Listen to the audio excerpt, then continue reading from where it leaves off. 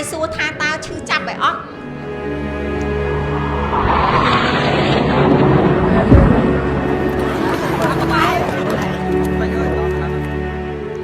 លោកយាយឃើញគេមកតម្លាក់ក្លត់បែកនៅលើប្រទេសយើងមកសម្រាប់ប្រជាពលរដ្ឋយើង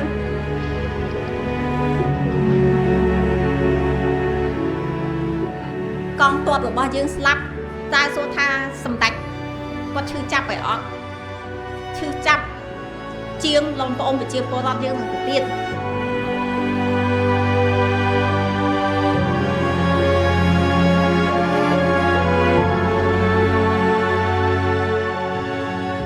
ពីព្រោះថានៅពេលដែលយើងគិតថាកូនរបស់យើងត្រូវគេមកឆ្លៀមពៀនមកវាយដល់ផ្ទះចាលោកតាលោកយាយគិតថាតើគាត់ឈឺចាប់ហើយអត់ឈឺចាប់មែនតើសំបីតែនាងខ្ញុំតែជាភរិយារបស់គាត់ក៏ខ្ញុំ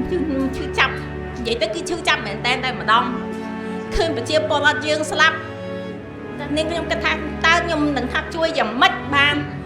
អញ្ចឹងការឈឺចាប់នេះគឺឈឺចាប់ខ្លាំងណាស់នាងខ្ញុំគិតថាសម្ដេចទាំងពីរគឺឈឺចាប់ច្រើនជាងខ្ញុំទៅទៀតជាពិសេសគឺសម្ដេចតេជោហើយនិងសម្ដេចកតេពីព្រោះថាលោកខំប្រឹងសាងប្រទេសកម្ពុជាយើងតាំងពីបាតដៃទទេរហូតមកដល់ពេលនេះហើយមានគេបំផ្លាញទៅទៀតចើលោកគិតថាលោកឈឺចាប់ហើយអត់ច្បាស់ជាឈឺចាប់មែនតើតាលោកយាយចឹងនាងខ្ញុំគិតថាសូមឲ្យលោកតាលោកយាយអ៊ំពូមីងប្រជាពលរដ្ឋទាំងអស់ជឿជាក់នៅលើសម្ដេចទាំងពីរជឿជាក់នៅលើរាជរដ្ឋាភិបាលដែលសម្ដេចទាំងពីរចាឥឡូវនេះគឺខិតខំប្រឹងប្រែងណាស់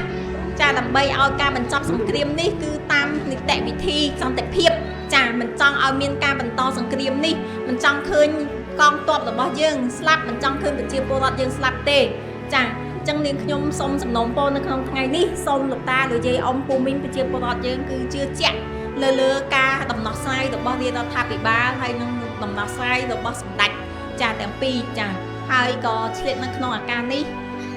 គេថាឆ្នាំថ្មីតែងតែមានការគេហៅជូនពរគ្នាទៅវិញទៅមកដែលសល់តែប្រហែលថ្ងៃនេះទៀតទេគឺចប់ឆ្នាំ2025ចូលឆ្នាំ2026អ្វីដែលនាងខ្ញុំជូនពរហើយនាងខ្ញុំសូមគេថាបើមានទេវតាបានលឺចាព្រះពុទ្ធបានលឺគ្រប់សាសនាបើមានព្រះបានលឺខ្ញុំអត់មានសុំអីទេគឺសូមឲ្យប្រទេសកម្ពុជាយើងមានសន្តិភាពប្រជាពលរដ្ឋខ្ញុំមានសន្តិភាពកងទ័ពខ្ញុំគឺមានសុខសុវត្ថិភាពត្រឡប់មកដល់គ្រួសារខ្ញុំវិញ